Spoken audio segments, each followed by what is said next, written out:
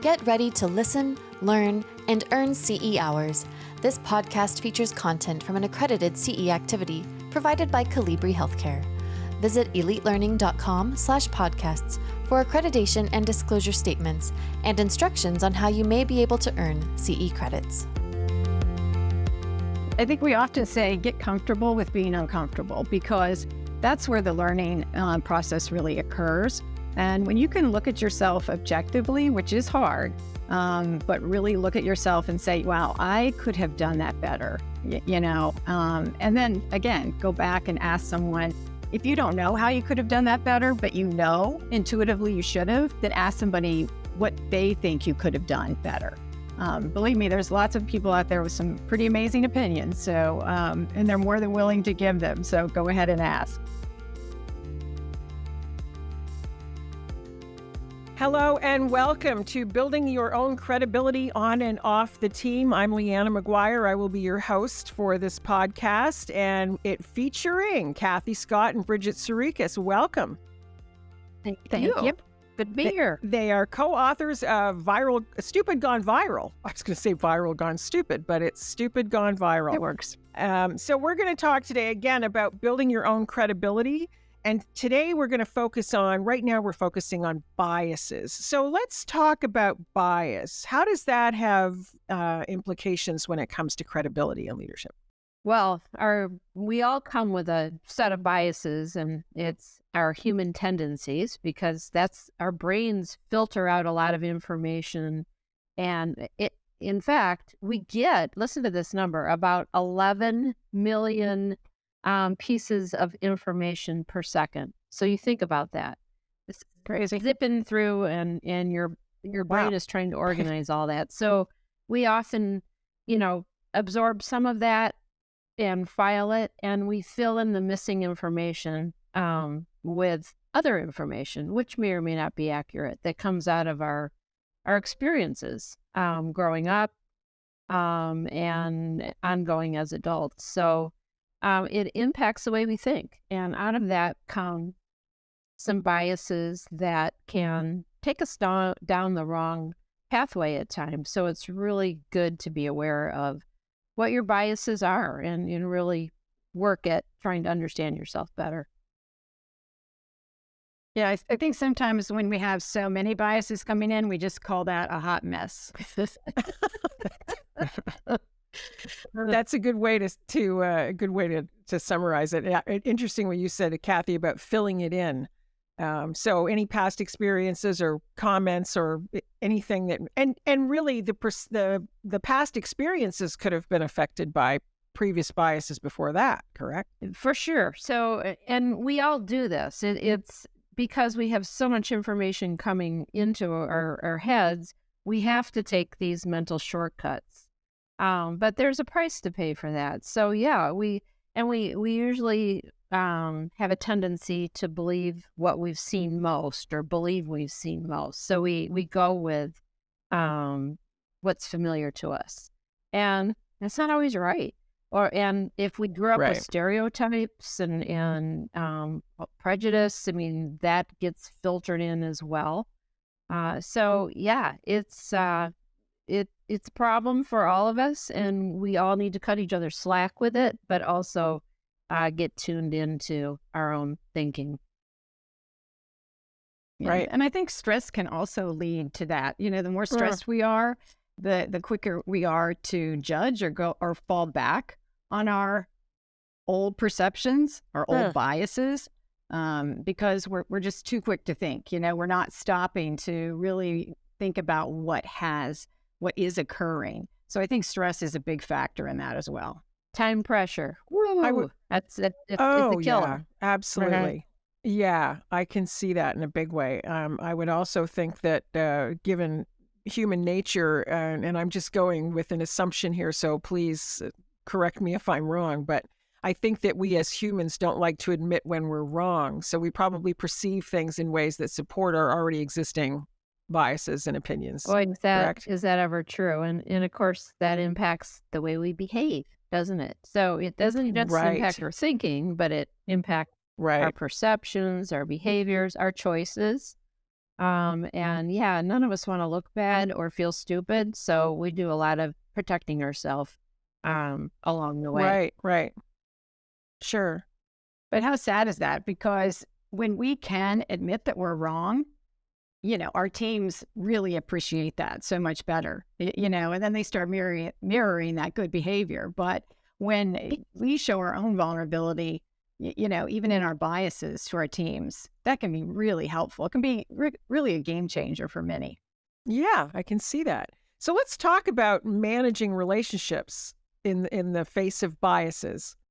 We call that social competence, but it's Okay. really being able to manage not just your own self, but have an understanding of what the other person is experiencing. It requires some empathy and tuning in, paying attention, and being able to Uh-huh. manage those conversations and pick up on cues that are important to understanding those emotions below the surface. So it's pretty important in the workplace, particularly since we Yeah. are really interdependent on each other now. We work in teams, and it's all the more important to figure out how to work better together. Uh-huh. Yeah, I think Yeah. Kathy said something really interesting there. Truly about those conversations, you really have to learn how to listen. Because quite often, I mean, how many times have you probably had a manager or a one-up who was already thinking about or responding to something without even hearing what you said, and you had to stop and say, "But that's not what I said," and they don't really care. They just keep moving on. So Right. that can be very frustrating. Yeah, I can totally see that. And so is part of this process of managing relationships with people on the team, on your team, is maybe getting to the point where you consider the fact that you might actually be wrong in your perceptions? Oh my. Yeah, I know. yes. But that is really what this is all about. I mean, and there's some humility in that, but it's Yeah. about Big time. it's about learning your own triggers, what sets me off. I mean, those are, some fallibilities in us that we should be paying attention to. What makes me fearful or aggressive or angry? So when you start recognizing those things in yourself, which isn't really fun, but it's Yeah. important, when you start recognizing that, then you're going to be better able to manage yourself, and that promotes, confidence, and it also promotes trust from your team. You're keeping Wow. yourself under control. Right. And think sometimes you have to ask individuals to help you check in on yourself. It's always good to have a friend, a colleague, or someone that you can bounce that off of and say, "Do I do this? Uh-huh. Can you really watch the next time and help me figure this out because I sense that I'm doing that?" That can be very helpful. And it's also a safe place to be because you're extending that, you're asking for that help to a friend or colleague. And they really are very good at helping you figure those things out. Yes, someone that you can trust to be honest with you. Exactly. Like, you don't want to go to the person who's always agreeing with you on everything. Well, maybe you That's do, right. but that doesn't help. Yeah. It's not the person to go to. Maybe you want to, Exactly. but that is not the person to go to. So, can you learn how to do this, or are we just stuck with how we're born to our social competence level? It comes with genetics or whatever, however you want to put it. Well, that is the good news. Oh, good. These are all Okay. skills. Otherwise, we wouldn't be really talking about them, because if you can't do anything about it, then we're kind of wasting our time. These are really skills Good point. that we can drill down on and learn. And, this is a lifelong learning process. So we'll probably never arrive. I don't know any real saints in this world, but to learn and practice skills over and over. So like if you notice yourself reacting, that's a huge red flag for you. Reacting. I wonder Oh, what that's about. Let's dig deeper. So yeah, you can learn and grow and continue to get better. Yeah, I think we often say get comfortable with being uncomfortable because that's where the learning process really occurs. And when you can look at yourself objectively, which is hard, but really look at yourself and say, wow, I could have done that better, and then again, go back and ask someone, if you don't know how you could have done that better, but you know intuitively you should have, then ask somebody what they think you could have done better. Believe me, there's lots of people out there with some pretty amazing opinions. So, and they're more than willing to give them. So go ahead and ask. I would think that active listening would be an important part of this Yes. process as well. Any tips on that? Wow. Yeah. What is active listening? I mean, it's really zeroing in. Eye contact is a beautiful thing. So it means put your phone down, get off your computer, talk to me, and listen with a real intention to understand what they're saying and with a willingness to even change your mind. Yeah. Yeah. But that's such a beautiful thing. I mean, think about how we ourselves love to be listened to. Yeah. Right. So can't we extend that courtesy to others and listen intentionally as well? Absolutely. It sounds a lot like sending the ego to the back seat or out the back door. Well, Yeah, and a it's little bit, also put it's it an away. intention because a lot of times we're not trying to be rude or not really listen, but our mind is someplace else or we're multitasking, which can be a very dangerous thing. And so it's really getting much more intentional about how you interact with people, particularly your team in the workplace. How do I want to come across? And it's being intentional about improving your own leadership or your being a better team member. So get conscious. Yep. Yeah, I think the other day I had someone, they were driving and they were going to take a call from me. And they said, you know what, I'm going to pull over and have this conversation with you because I really want to be all in. And I thought that was so great. I thought, they took the time. They also told me that they were doing that, which meant that they were really going to pay attention to what I had to say. So that goes a long way. It really meant a lot. Boy, that's a Puts coins in the statement. credit. Right, isn't it? Mhm. Yeah. Instant credibility Yep. marker. That's fantastic. So how do we get to know ourselves? What are some ways to get to know ourselves? We're talking about listening to others and paying attention, but you talked about how we need to be aware of how we react, etc. But are there other ways to raise our awareness about ourselves as Well, much as others? Well, Bridget referred to getting feedback, always good. I love that. And getting feedback from someone who will give you real feedback that you trust. So powerful. And to also take time to think about your day. What went well, what didn't? What could I have done differently? Those are all just basics that we don't take the time to do. And then, create your list of what do I need to be more intentional about? How can I be more empathetic? How can I listen better? So it really comes back to some mindfulness stuff about, your day and who you are and how you come across. I think there's also some good behavioral surveys out there that you can take personally that will help you hone in on that. You can find them all over. You just Google them, and they really can help you. They don't give you all the answers, but sometimes they lead you in the direction that you need to go. Fantastic. Okay, this is really, really good stuff. Any examples that you can give of a situation where bias has gotten in the way? Yeah, so many times. So just being females, I would approach the world a bit differently than most males. And sometimes I think they should understand where I'm coming from and they don't. They're not thinking like I am. Or a person of a different color or ethnic background. So often we assume they're experiencing the world like we are, but they don't. So they're coming at it from a very different place. And I remember working with a group for about a year. We were involved in a merge. And I came from a academic medical center. We were merging with a unionized, mostly uh, not high acuity hospital. So very different training of the nurses and the physicians.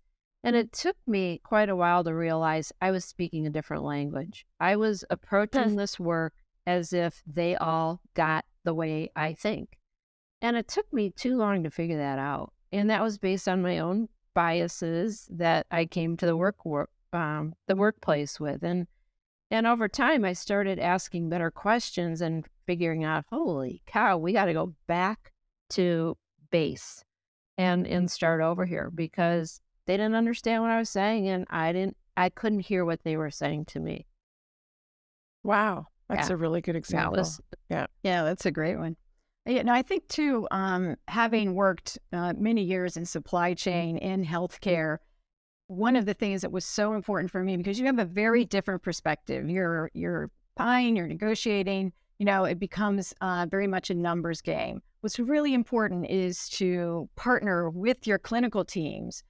Sometimes it's rounding with them and really understanding their perspective of why they may need something. Certainly when it comes to major clinical equipment, enough said. But when it comes to certain supplies, you may think it's so easy to not use that, where it's really important to understand what it's used for, the clinical perspective, and that coming together and partnering is so important, because we both have biases, right? Coming into it. You're just going to be on the financial side, and the other supply chain may be, you just want everything. Right. So it's really important to come together in a different way and have those conversations. That's a great example. Yeah, it is. It's a really good example. This conversation about bias, really, it's something that could go on for a very long time, because there's so many intricacies and levels to it when you think about it. And I know that we're focusing on credibility on and off the team. So when we talk about off the team, for example, it's important when delivering patient care, I would think, to be aware of your biases as well. You bet. Delivering patient care, being home, being a parent or a spouse. Oh my gosh. I learn a lot about me from my sons. They're pretty free with their feedback. And they always have something to tell me so I can learn. But anyway, and a lot of times I think, doggone it, they're right. So yeah, it's important, in your team of colleagues. It's important when you're interacting with patients, especially when they're from a different world than you live, a different socioeconomic background or race or anything. You've got to really tune into yourself and how you're coming across and communicating with them and listening to what they have to say or what they aren't saying that you should be picking up on. Right. Yeah, I think those are such great points. And, they have a way of grounding us, really getting us back to ground zero, because sometimes we really get way ahead of ourselves, or we're so into our head thinking about something, and someone can come back and just bring us right down to earth and have us think differently. And I think that's it's certainly the beauty of children. It's also the pain of them sometimes, but it can be the beauty of everyone, right? So Right. That's interesting. It's tricky, this bias piece, because it's not always a conscious thing, but I love the feedback. I think that's probably the best way to find out what's going on. That's excellent advice. Well, thank you so much. So we've been talking today about biases, and we will continue the conversation of building your own credibility on and off the team. We're going to have a follow-up podcast, and we'll talk about trust. And thank you, Kathy and Bridget, for this interesting conversation. We encourage you to explore all of the available podcasts and learning on elitelearning.com. This is Leanna McGuire for Elite Learning with Colibri Healthcare. This podcast featured content from an accredited CE activity provided by Colibri Healthcare. Visit elitelearning.com/podcasts for accreditation and disclosure statements and instructions on how you may be able to earn CE credits. Take your learning to the next level by subscribing to more podcasts on compelling healthcare topics.